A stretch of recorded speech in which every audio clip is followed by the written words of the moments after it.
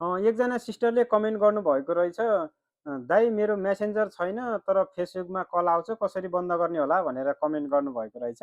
उहाँलाई कमेन्टको लागि धेरै धेरै धन्यवाद र यसको लागि चाहिँ यो भिडियो पुरा हेर्नु होला है त। र यसको लागि सबैभन्दा पहिले हामी जुन फेसबुक छ यो फेसबुकलाई चाहिँ यसरी लङ प्रेस गरिदिनु होला र लङ प्रेस गरिसकेपछि यहाँ रहेको छ अनइन्स्टल भनेर रहेको छ, यसलाई चाहिँ यहाँबाट रिमुभ गरिदिनु होला है त। यसरी यहाँबाट रिमुभ गरिदिनु होला। रिमुभ गरिसकेपछि यहाँ रहेको छ मेसेन्जर। यो मेसेन्जरलाई पनि हजुरको फोनमा मेसेन्जर छ भने मेसेन्जरलाई पनि यसरी लङ प्रेस गरेर यहाँबाट चाहिँ रिमुभ गरिदिनु होला। यसरी अनइन्स्टल गरिसकेपछि हजुर यहाँबाट जुन क्रोम देख्न सक्नुहुनेछ, यो क्रोम वा गुगलमा गएर चाहिँ यसरी क्रोममा क्लिक गर्नु होला र क्लिक गरिसकेपछि यहाँ www.facebooklogin.com भनेर सर्च गर्नु होला। यसमा पनि हजुरको लगइन छ भने, यदि हजुरको फेसबुक आइडी लगइन छ भने यहाँबाट पनि लगआउट गर्नुपर्ने हुन्छ। जस्तै मैले यसरी लगइन गरेँ र यसपछि चाहिँ यहाँ फेसबुक आउँछ र फेसबुकमा ओके गरिदिनु होला।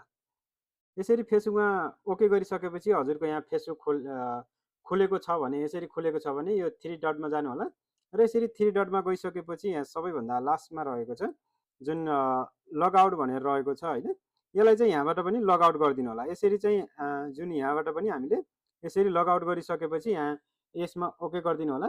यसलाई यसरी लगआउट गरिदिनु होला र यसरी लगआउट गरिसकेपछि हजुर आफ्नो प्ले स्टोरमा गएर फेसबुक डाउनलोड गर्नु होला। त्यसपछि चाहिँ हजुरको जुन मेसेन्जर नभएसम्म हजुरको फेसबुकमा चाहिँ कल आउने छैन। धन्यवाद।